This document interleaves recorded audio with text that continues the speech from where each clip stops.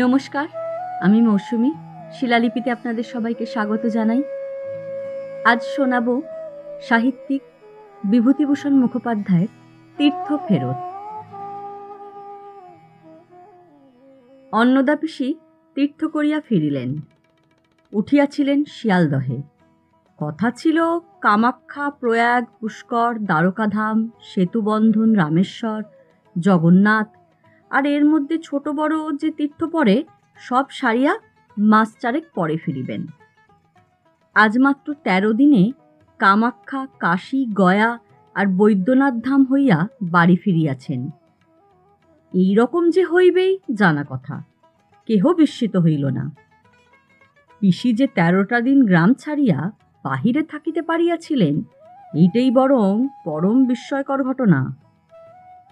বাড়িতে পৌঁছিবার বোধহয় 8 ঘণ্টা টাকের মধ্যেই গঙ্গা স্নানের খাটো কাপড়টা পরিতে দেখিয়া বড়বধূ বলিল, সমস্ত রাত জেগে গাড়ির ঝাঁকানিতে হা ক্লান্ত হয়ে রয়েছ মা, আজ না হয় বাড়িতেই তোলা জলে নিয়ে নাও না, এই পোটাক পথ আবার হাঁটা। পিসি অল্প হাসিয়া বলিলেন, সঞ্চয় যত না হোক আস্তে না আসতেই খরচ মা, কতটুকুই বা, দিয়ে আসি 2 ডুব। পাড়ায় এদের সব খবর কি? শাশুড়ির অলক্ষিতে বড় বউ আর সেজ বউ একটু ঠোঁট টিপিয়া মুখ চাওয়াচাই করিল। নূতন নাত বউ সরজু এই প্রথম আসিয়াছে। দিদি শাশুড়ির তীর্থ প্রত্যাগমন উপলক্ষ করিয়া বলিল, সবাই তো বেশ ভালোই আছে না কাকিমা? দেখুন হাসিদের সঙ্গে ঘোষালদের যে ঝগড়াটা ছিল সেটাও মিটমাট হয়ে গেছে। দেখুন হাসির স্বাদে ওরা সবাই খেতে এসেছিল। না বাপ, ঝগড়া আমি একেবারে দেখতে পারিনি, কেমন যেন। পিসি হঠাৎ যেন অতিমাত্র চঞ্চল হইয়া উঠিলেন। বলিলেন, ও মা, ঝগড়া নাকি আবার কারুর ভালো লাগে? নে শিগগির আমার কমণ্ডলুটা কোথায় আছে দে দেখিন, রোদ চচ্চর করে বেড়ে যাচ্ছে। ওরা নিজেই মিটিয়ে নিলে ঝগড়াটা, না? সেজ বউ বলিল, না, রতন ঠাকুরজি ওপর পড়া হয়ে মিটিয়ে দিলে। অন্নদা পিসি বলিলেন, ভালো করেছে, ময়া আগুন, এইটুকু পাড়া, তাতে আবার ঘর ঘর ঝগড়া। কটা দিন বাইরে বাইরে ছিলাম, কি তৃপ্তিতেই যে কেটেছে। ফিরতে কি মন সরছিল, কেবলই মনে হচ্ছিল গায়ে গিয়ে আবার সেই। ওর সঙ্গে মুখ দেখা দেখি নেই, ওর বাপান্ত না করে জলস্পর্শ করে না। ওদের দুবাড়ির মাঝখানে দেওয়াল উঠেছে। দে না রে কমণ্ডলটা, আর মালা গাছটাও দিস। তুমি দেখো তো একবার বড় বৌমা। নাত বউ একটু আবদার করিল, আমায় নিয়ে চলো ঠাকমা। হ্যাঁ, তুই কাল যাস তখন। কোনে বউ, পা টিপে টিপে চলবি, আমি খপ করে 2 ডুব দিয়ে আসি। পিসি চলিয়া গেলে আবার 2 বউয়ে মুখ চাওয়াচাই করিল। সেজ বউ ঠোঁট উল্টাইয়া বলিল, উনি আবার তীর্থ করবেন, গেছি আর কি। রেলের ওপারে গঙ্গা। চরকি ঘুরাইয়া রেল পার হইয়া প্রথমেই চাটুর্যেদের বাড়ি। সদর দরজাটা পার হইলে বাইরের উঠানটা পড়ে। ঝি হারানের মা গরুর জন্য বটিতে বিচালি কাটিতেছিল। দেখিয়া কাজ থামাইয়া প্রশ্ন করিল, ও মা, পিসি যে গো, এই শুনলাম মাস চারেক এসবেনি? দাঁড়াও, একটু পাদক জল নি, তৃপ্তি করে এলে। কি কি তৃপ্তি হলো পিসির গা? মুয়ে আগুন, আমার আবার তৃপ্তি, মন পড়ে থাকে তোদের কাছে। একদণ্ড যে মনস্থির করে, তোর হারানে কেমন আছে জ্বর দেখে গিয়েছিলুম। সদর উঠানের ওদিকে অন্দর বাড়ি। রান্নাঘরের জানলা দিয়া সরজুর দেখুন হাসি বলিল, অনা পিসি যে গো। নানাবিধ প্রশ্নমুখর 3-4টি কৌতুকদীপ্ত মুখ আসিয়া জানলায় জড়ো হইল। আসছি, কেমন আছিস সব? বলিয়া অন্নদা পিসি অন্দরবাড়ির দরজা দিয়া ভিতরে প্রবেশ করিলেন। সরজুর দেখুন হাসির মা ভাঁড়ার ঘর হইতে বাহির হইয়া আসিল। সমবয়সী, পাড়ার বউ সেই সম্পর্কে ভাজ। বেসনের হাতটা ঝাড়িতে ঝাড়িতে বলিল, বলল তো আমার কথা? মরণ, তুমি আবার তৃপ্তি করবে। তোর পিসিকে একটা আসন দে না রেনু। অন্নদা পিসি বলিলেন, না আর বসবো না বউ, তাড়াতাড়ি দুটো ডুব দিয়ে আসি। সত্যি একা একা মন টিকল না, থাকতিস তুই সঙ্গে, আরো গোটা কত তীর্থ সারতাম। কিন্তু কথা চাপা দিলে শুনবো না তো। ঘটা করে মেয়ের সাথ দিলি, শত্রু মিত্র পাত পেতে গেল শুধু। পিসি হঠাৎ থামিয়া গেলেন। ছেলে মেয়েরা জড়ো হইয়াছিল। বলিলেন, সদ্দিকিন তোরা, ছেলে মানুষেরা সব কথা শোনে না। উহারা সরিয়া গেলে গলাটা খাটো করিয়া বলিলেন, উপযুক্ত হয়েছে। আমি যাবার সময় বৌমাকে বলে গেছিলাম, দেখো রেনুর স্বাদে কালো বউ যদি ঘোষাল গিন্নিকে দিয়ে না পাত পাতায় তো আমার নামে কুকুর পুষো। ও তেমন শেয়ানা মেয়ে নয়। বললে পেত্তয় না যাবি বউ, যখন তোর অমনটা হলো। আমি ঘোষাল গিন্নি শুধু পায়ে ধরতে বাকি রেখেছিলাম। বলি একটা শোকের সময় অতি বড় শত্রুতেও একবার এসে পাশে দাঁড়ায়। তা থাক, সেসব কথা শুনলে আবার। ওই যে বললাম উপযুক্ত হয়েছে, থোঁতা মুখ ভোঁতা করে দিয়েছিস বউ। আমার শুধু আফসোস রইল, গোমরামুখীকে নিজের চোখে বড় বড় মাছের গেরাস তুলতে দেখলাম না। ভালো কথা, গেরাসের কথা মনে পড়ে গেল। খাওয়ানোর ব্যবস্থা নাকি দুরকম হয়েছিল বউ? চাটুর্যে গৃহিণী শিহরিয়া উঠিয়া বলিলেন, সে কি ঠাকুরজি? চমকো না, চমকাবার এখনো ঢের বাকি আছে। শুধু খাওয়াবার দুরকম ব্যবস্থা নয়, পরিবেশনেও তো মুখ দেখাদেখি হয়েছিল। চাটুর্যে গৃহিণী ভীতভাবে প্রশ্ন করিলেন, কে বললে এ কথা ঠাকুরজি? কে বললে বউকে এখন সেই কথা বলো। কে দরদ দেখিয়ে ভাব করাতে।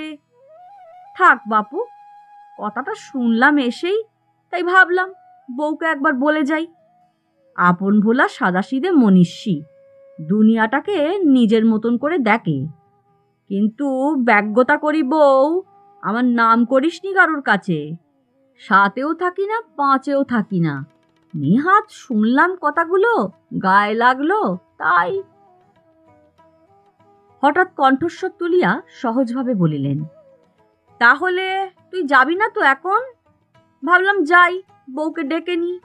তা যা ভাঁড়ার নিয়ে পড়েছিস, ভাঁড়ার করেই মরবি তুই। যাই, সমস্ত রাত জাগা, শরীরটা যেন আর বইছে না। চাটুর্যে বাড়ি থেকে যখন বাহির হইলেন, পিসির মুখের ভাবটা বেশ প্রসন্ন। দুইটি শিশু বাহিরে কলহের উপক্রম করিতেছিল। মাঝখানে দাঁড়াইয়া মিষ্টি কথায় দুইজনকে ঠান্ডা করিলেন। বলিলেন, ঝগড়া মারামারি কি করতে আছে বাপ? ছি, লক্ষ্মী ছেড়ে যান। কাশি থেকে কাঠের পুতুল এনেছি, নিয়ে এসো আমার কাছ থেকে, ঝগড়া করে না। চাটুর্যে বাড়ি ছাড়াইয়া রাস্তাটা বাঁয়ে ঘুরিয়াছে। তাহার পরেই একটা ফ্যাঁকড়া চৌধুরী পাড়ায় প্রবেশ করিয়াছে।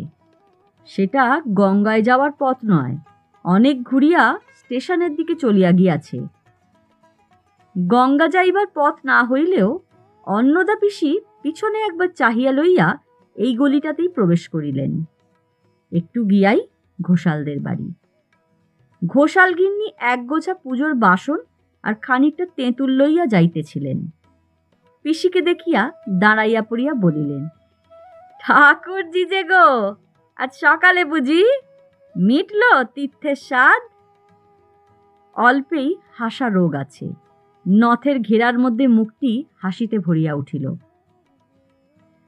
পিসি অত্যন্ত বিস্মিত হইয়া প্রশ্ন করিলেন, তুই ঘাটে যাচ্ছিস কি লো বউ?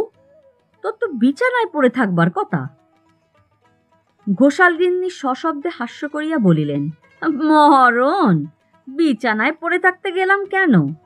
তুমি তিথি ঘোরো লম্বা লম্বা পা ফেলে, আর ঘোষাল বউ বিছানায় পচুক।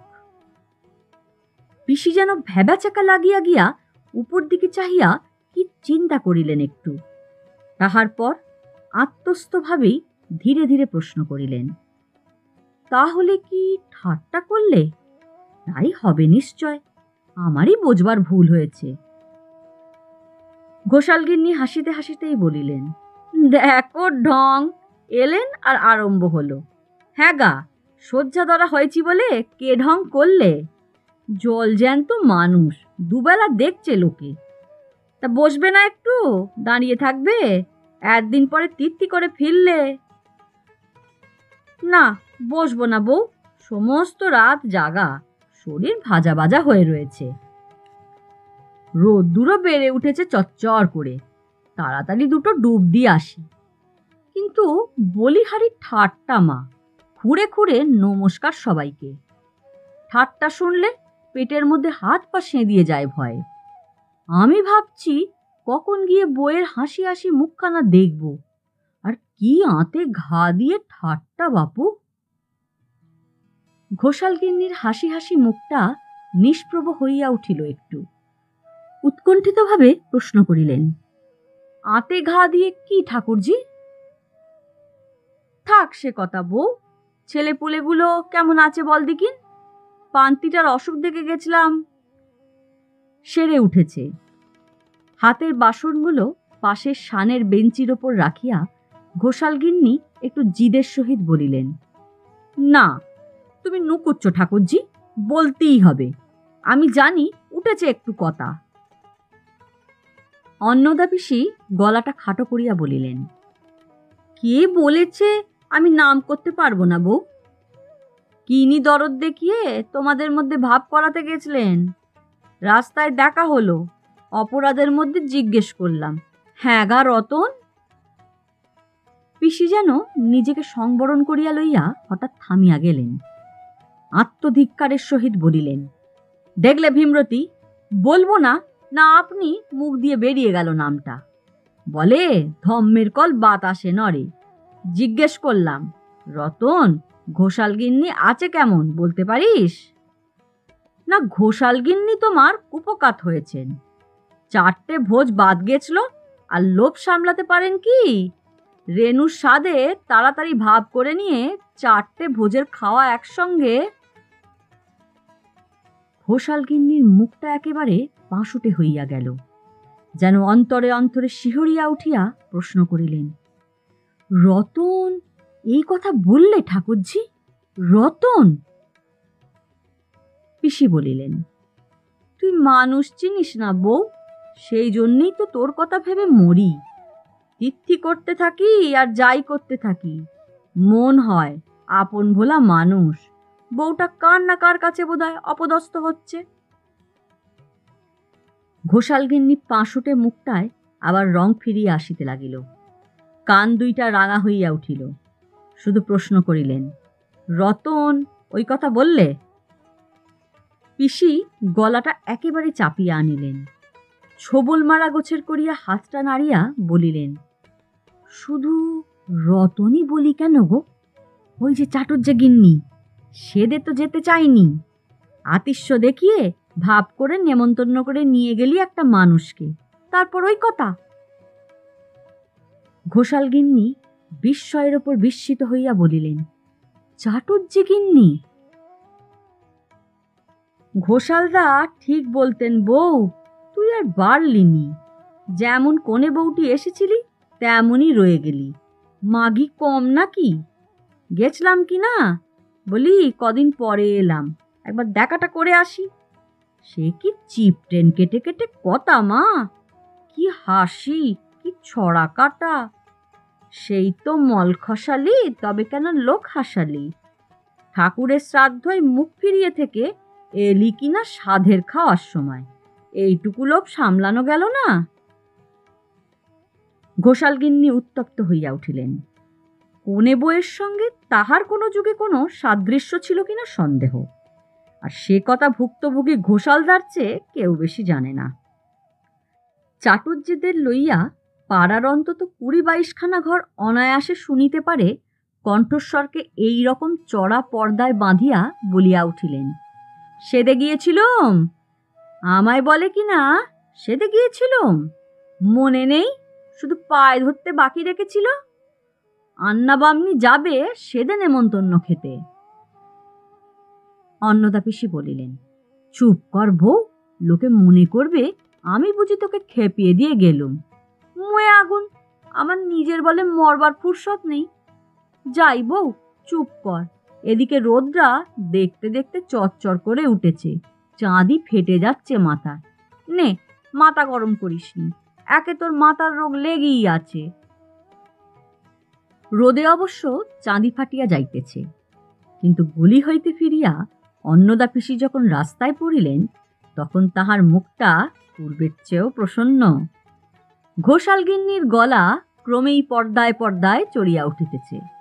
যখন মোটটা ফিরিবেন, একবার ঘাড় ফিরাইয়া পিসি দেখিলেন চাটুজ্জে গিন্নি চিৎকারের চোটে পাড়া মাথায় করিতে করিতে ধীরে ধীরে আসিয়া ষষ্ঠীতলায় গলিটার মাথায় আসিয়া দাঁড়াইলেন।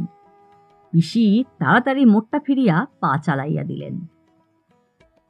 রাস্তাটা দিনু ঘোষের পুকুরের পাশ দিয়া ঘুরিয়া ডাইনে বুড়ো শিবের ভাঙা মন্দির রাখিয়া আবার মোড় ফিরিয়াছে। তাহার পর সোজা গঙ্গার ঘাটে চলিয়া গিয়াছে। মন্দিরের সামনেই রাস্তার অপর দিকে একটা শান বাঁধানো ঘাট। নিচের রানায় চরণ ঘোষের বিধবা বোন বাতাসি একটা কাপড়ে সাবান দিতেছে, আর নিজের মনেই কি একটা কথা লইয়া গড়গড় করিতেছে। মেয়েটাকে পাড়ার সকলেই সাধ্যমতো এড়াইয়া চলে বলিয়া সর্বদাই নিঃসঙ্গ থাকে, তবে কখনো নির্বাক থাকে না। বাতাসির নিয়ম হইতেছে, সে বসিয়া কাজই করুক বা উঠিয়া চলাফেরাই করুক, পাশে প্রয়োজন মতো একটি দুইটি বা ততোধিক মানুষ রইয়াছে এরূপ ধরিয়া লইয়া নিজের বক্তব্য বলিয়া চলে। কাল্পনিক মানুষের সহিত বাক্যালাপ যদি বাস্তবিক মনুষ্যে শুনিতে পায়, গ্রাহ্য করে না। কেহ যদি শোনেও তো টুকিতে সাহস করে না। বাতাসি ডাক সাইটে কুঁদুলি মেয়ে। কেহ যদি অন্নদা পিসির মুখের পানে চাহিত, মনে করিত পিসি যেন মেঘ না চাহিতেই জল পাইয়াছেন। বাতাসি মুখ নিচু করিয়া এক মনে কাপড়ে সাবান দিতেছিল। পিসি মন্দিরের দিকে মুখ করিয়া একটা গলা খাঁকারি দিলেন। অনা পিসি নাকি গো, কখন এলে? পিসি দাঁড়াইয়া পড়িলেন, ঘাটের পানে চাহিয়া প্রশ্ন করিলেন, কে বাতাসি? আমায় কিছু বললি নাকি? বাতাসি সাবান দেওয়া বন্ধ করিয়া মুখ তুলিয়া বলিল, জিজ্ঞেস করছিলাম কখন এলে। এই শুনলাম তীর্থি করতে গেছো, 1 বছর এখন আসবে না। জানি না বাপু, কত কথাই যে রটাতে পারে সব, খেয়ে দে কাজ তো আর নেই। বাতাসি হঠাৎ কান খাড়া করিয়া একটু শুনিল, জিজ্ঞাসা করিল, ঘোষালগিন্নির গলা শুনছি না? ওই এক মানুষ সকাল থেকেই আরম্ভ করেছে। কি ব্যাপার অনা পিসি, তুমি তো ওই দিক দিয়েই আসছো। পিসি বলিলেন, ক্ষমা দে বাছা, খাই দাই গাজন গাই, কারুর কথায় থাকি না।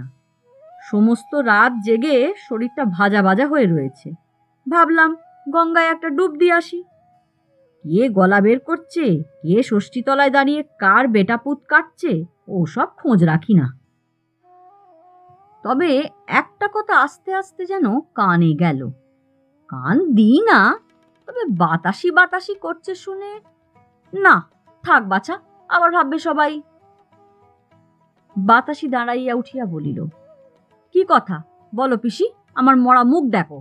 আমি জানি বাতাসি সবার বুকে বাঁশ দিয়ে ডলছে, বাতাসির কেউ ভালো দেখতে পারে না। পিসি একবার চারিদিক চাহিয়া যেন নিতান্ত নিরুপায়ভাবে বাতাসের মুখের পানে চাহিলেন। তাহার পর আগাইয়া গিয়া গলাটা খাটো করিয়া বলিলেন, কড়া দিব্যিটা খপ করে দিয়ে বসলি বাতাসি, তোদের যেন কি হয়েছে? হেলা রেনুর সাদে ঘোষালগিন্নির পায়ে ধরে সাদাসাদি করে নিয়ে গিয়ে ভাব করাবার তোর এমন কি মাথা ব্যথা ধরেছিল? যশের জায়গা বড়, যশ নিতে গেছলি, এখন সামলা। বাতাসি কাপড়টা গুটাইয়া লইয়া পাশের গাদার উপর রাখিয়া দিয়া হাত দুইটা হাঁটুর ওপর রাখিয়া সোজা হইয়া বসিল। সুর টানিয়া বলিল, কি বাতাসি পায়ে ধরে ভাব করাতে গেছে? বাতাসি? পিসি বলিলেন, আমি বললাম সে কথা, বললাম সে তো থাকে না বাপু কারুর কথায়। তা থাক বাছা, রোদ এদিকে চচ্চড়িয়ে উঠছে, মাথা গরম করিসনি বাতাসি। ভালো যুগ নয় তো, তোরই দোষ যে নোকের উপগার করতে গেছলি। আমার নামটা করিসনি বাছা, ব্যগ্যতা করি নেহাত দিব্যি দিয়ে বললি তাই। যাইতে যাইতে বলিলেন, আজ বিকেলে একবার আসবি বাতাসি, বদ্রীনাথের পেশাদ নিয়ে আসবি একটু। মোড়ের মাথায় একবার মুখটা ঘোরাইয়া দেখিলেন বাতাসি কাপড় চোপড় সব বাঁ হাতে জড়ো করিয়া উঠিয়া দাঁড়াইয়াছে। পিছন হইতে দেখিতে যেন একটা ফনা ধরা কোখরো সাপের মতো। মোড় ফিরিতেই দেখা হইল রতনের ভাইপো গোবরার সঙ্গে। পিসি প্রশ্ন করিলেন, তোর পিসি কোথায় রে? গোবরা বলিল, এই মাত্র নাইতে গেলেন গঙ্গায়। মুয়ে আগুন, আমারই 7 প্রহর বেলা হয়ে গেল 5 ভূতের পাল্লায় পড়ে। যত মনে করি থাকবো না এদের কথায়, তা ছাড়বে? পিসি পা চালাইয়া দিলেন। রতন স্নান সারিয়া উঠিয়া আসিতেছিল। পিসি চক্ষু কপালে তুলিয়া বলিলেন, ও মা, রতন তুই এখানে? আর ওদিকে তোর নামে? সঙ্গে সঙ্গে এমন একটা উৎকট উদ্বেগের ভাব ফুটিয়া উঠিল যে রতন পিসির তড়িৎ প্রত্যাগমনের কথাটাও তুলিতে ভুলিয়া গেল। স্তম্ভিত হইয়া দাঁড়াইয়া প্রশ্ন করিল, কি কথা জ্যাঠাইমা? আমায় নিয়ে কি কথা আবার? পিসি বলিলেন, থাক বাপু, না জানিস ভালোই। পৃথিবীতে যে যত কম জানতে পারে সেই তত ভাগ্যবতী। বাড়ি যা, তোর মেয়েটা আছে কেমন? রতন ব্যাকুল আগ্রহ ধরিয়া বসিল। না, বলতেই হবে তোমায় জ্যাঠাইমা। এই দেখো, বেয়ারা জিদ মেয়ের। তোমার মতো নির্ঝঞ্ঝাট মানুষের কেন গায়ে পড়ে পরের অত উপগার করতে যাওয়া বাছা? ও সবাই ছাড়ো। কি উপগার করেছি জ্যাঠাইমা? আমার তো। কি উপগার করেছ তা আমি কি জানি বাছা? সমস্ত রাত জেগে জেগে শরীরটা ভাজা ভাজা হয়ে রয়েছে। মনে করলাম যাই একটা ডুব দিয়ে আসি গঙ্গায়। বড় বৌমা বারণও করলে, বলে মা হা ক্লান্ত হয়ে রয়েছ, এইখানেই তোলা জলে নিয়ে নাও। না তার কথা কেটে আসতাম, না হতো শুনতে। ষষ্ঠীতলায় এসে দেখি হাট বসে গেছে যেন। হ্যাঁ গা, ব্যাপার কি?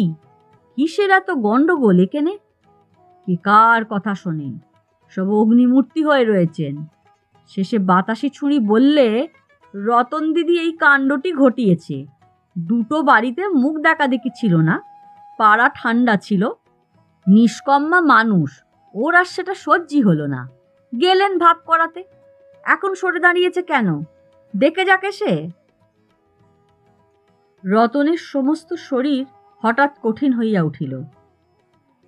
বলিল, বাতাসি হারামজাদি এই কথা বলেছে? ছোট লোকের 2টো পয়সা হয়েছে কি না? আছে সে ষষ্ঠীতলায়? অন্নদা পিসি বলিলেন, থাক না থাক, তুমি এখন যেতে পারবে না সেখানে বাছা। আর আমি বলেছি এ কথা যেন বলতে যেও না, ব্যগ্যতা করছি। নেহাত তোকে বললে গায়ে লাগে তাই, তাও বলতুম না। জানি অশৈরণ শৈবার পাত্তন্যস তুই। শিবু ঠাকুরপোর মেয়ে তো, নেহাত কোট করে বসলি, শুনে তবে ছাড়বি। পিসি গলাটা আবার খাটো করিয়া লইলেন, বলিলেন, তবে বলতেই যখন হলো, ওই ঘোষাল গিন্নি মাগি কি কম নাকি? ভাব করাবার নাম করে নিয়ে গিয়ে কি অপমান নাকি করিয়েছিস? গলা বের করে জাহির করে বেড়াচ্ছে।